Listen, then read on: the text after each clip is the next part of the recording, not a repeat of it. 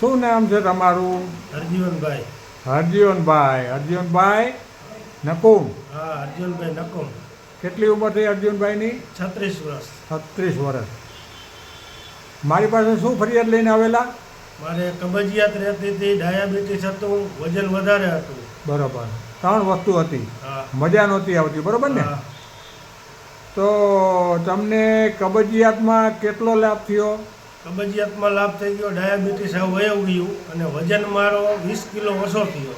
કેટલા ટાઈમમાં? 2 મહિના. 2 મહિનામાં 20 કિલો વજન ઓછો થયો? હા, 2 મહિનામાં 20 કિલો ઘટી ગયો. પણ તમે છે ને માથું મૂકી દીધું, સમજી ગયા? તમે હું તમને જેટલું કીધું ને એટલું તમે કર્યું ને એનો તમને ખૂબ જ લાભ થયો. એટલે તમને મજા કેવી આવે હવે? ના, બહુ સરસ મજા આવે છે. કોઈ જાતનો થાક નથી લાગતો, આળસ નથી થતી. હા, હજી આપણે 5-1 કિલો વજન ઉતારવું છે. પણ છે ને સૌથી વધારે તમને કબજિયાતમાં લાભ થયો ને? હા. કારણ કે ઓલો તો તમારે કોઈથી હરખું રહેતું જ નહીં, સમજ્યા? હા. પણ એમાં બહુ લાભ થઈ ગયો, બરાબર ને? ઘણો લાભ થયો. હા. કેટલો વજન હતો તમારો?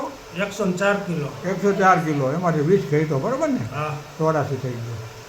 હજી 5-1 હજી ઉતારી નાખો, સમજે? મજા આવશે. કાંઈ વાંધો નહીં. સરસ મજાની તમારી વાત કરી, લોકોને સમજવાનું. અને બીજું મેં તમને કોઈ દવા કે એવું કાંઈ આપ્યું જ નથી ને કાંઈ?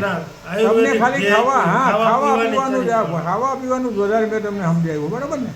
તો ખાવા પીવાનું ધ્યાન રાખો, શરીરમાં સ્ફૂર્તિ આવી જાય. બીજા બધા લોકો એમ કહે છે કે હું તો ફાંકી ખાઈને વજન ઉતારી નાખું ને, હું તો આ પાવડર ખાઈને વજન ઉતારી. નો ભાઈ, એને તમને ફાયદો ન થાય.